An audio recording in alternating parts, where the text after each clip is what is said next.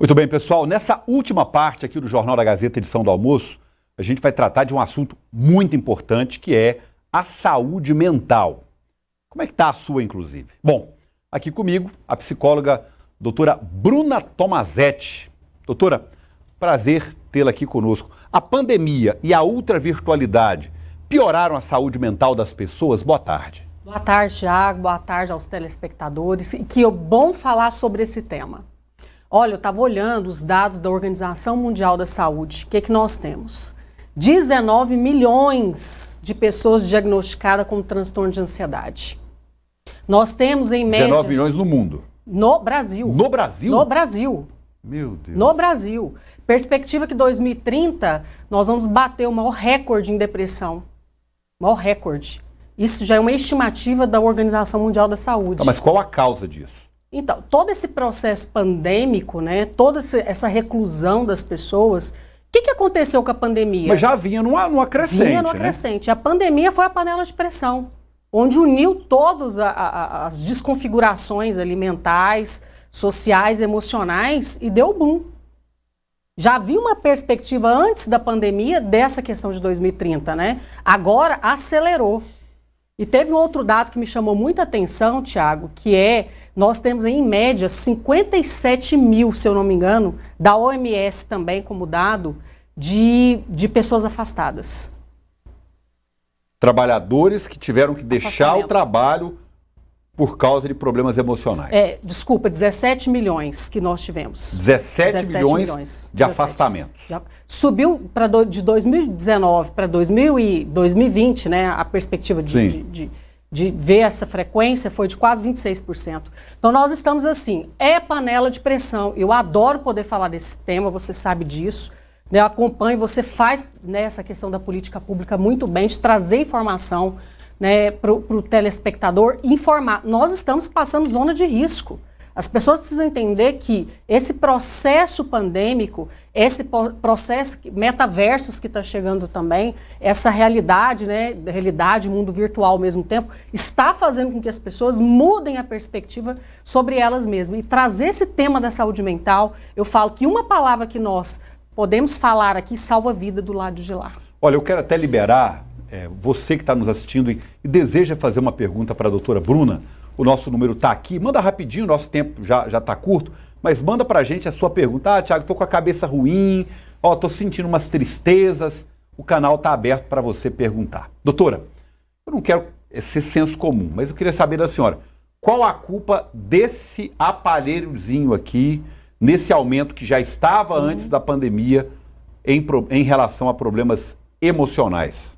É uma ótima colocação. Eu costumo dizer que o autocontrole está dentro do ser humano, não está fora. O que aconteceu com o processo pandêmico? Desregulou as pessoas. Eu tenho um córtex pré-frontal totalmente desregulado, que é a parte inibitória do ser humano. Até quantas horas eu posso ficar no telefone? Essa parte aperta o opa, não vai não. Exatamente.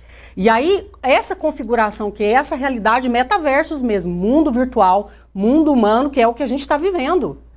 Essa questão do autocontrole é o que a gente precisa trazer, isso mesmo, como psicoeducação social para as pessoas. Como é me controlar diante de tantas situações que me chamam a atenção, Thiago? Hoje, a gente tem visto pesquisas aí de 10, 20 horas online as pessoas estão ficando. Ou seja, cadê a vida normal desse ser humano? O cérebro precisa, você sabe, eu até comentei com você, durante a pandemia eu cobri toda a imprensa do Estado. O que eu sempre dizia para as pessoas? Nós precisamos de rotina. O cérebro precisa de um mapeamento ao longo do seu dia. O que você vai fazer no período da manhã, no período da tarde, da noite. Uma organização mental, Uma organização. Se você não tem essa organização mental, o que acontece? Disfunções na maior parte do tempo, tanto é os transtornos de ansiedade, tomaram posse do cenário brasileiro. É grave. E assim, a gente faz um convite mesmo. Cenário de psicologia e psiquiatria, nós precisamos nos unir. Porque o que está acontecendo são problemas graves. E outro detalhe, quantos casos a gente tem assistido Goiás que viram um cenário para o mundo internacional mesmo. Uma pessoa, eu falo que uma pessoa problemática, mentalmente, Thiago, ela vai devastar de tal maneira e chama todo o círculo, a visibilidade para nós. Quantos casos a gente tem acompanhado em Goiás assim? Feminicídio, né? Lei Maria da Penha, problemas de escola com o menino, N problemas. Então, saúde mental, vamos ser bem claros para as pessoas, o que é isso, Bruna?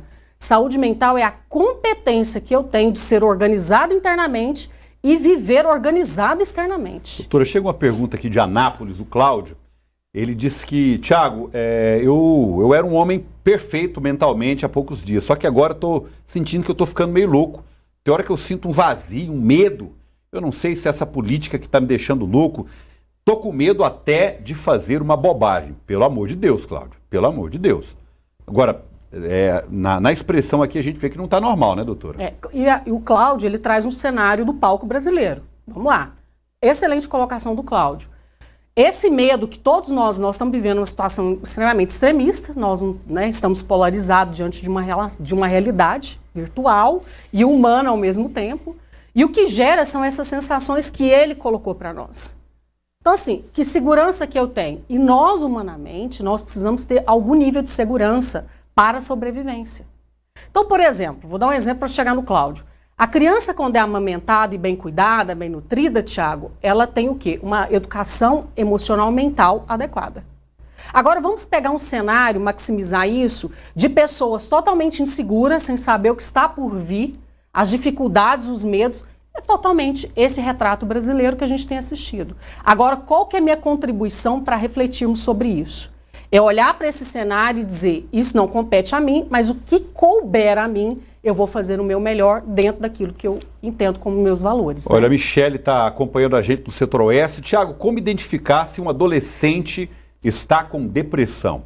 Excelente a pergunta da Michele. Obrigado a você e a todos que nos assistem aí na região do Centro-Oeste. Doutora. Vamos lá. Depressão, Michele, são características muito claras. O transtorno, né, depressivo primeira coisa, a pessoa come demais ou come de menos. Ela dorme demais, ela dorme de menos. Pensamentos negativos na maior parte do dia. Ideação suicida. Ou seja, para que eu estou vivo? São esses pensamentos. Para que eu estou vivo? O que eu vim fazer nesse mundo? Né, que contribuição que eu estou dando? Que relação é essa com o pai, com o filho, entre os relacionamentos, enfim. Ou seja, a pessoa ela tem uma devastação interna. Ou seja, eu não consigo viver bem comigo mesmo, então é preferível a morte. O que nós temos que fazer diante disso? Acolhimento. Eu vejo muito o seguinte, por isso que saúde mental tem que virar política nesse país. Os maiores problemas que eu tenho hoje de SUS, Sistema Único de Saúde, Tiago, é a saúde mental que não é tratada. Que deságua no SUS, problema físico, mental, emocional. Então, assim, é acolhimento dessa pessoa. Acolheu, entenda, essa pessoa está sofrendo uma dor. Isso é uma dor. Como a gente tem dor de cabeça, dor nas pernas, enfim, existe uma dor emocional que precisa ser acolhida. Ok. Doutora, infelizmente nosso tempo já acabou. Obrigado por acrescentar para a gente aqui. Espero tê-la em outras oportunidades. Muito obrigado. Eu que agradeço. Saúde mental é saúde humana. Vamos cuidar disso, viu, Tiago? Muito obrigado.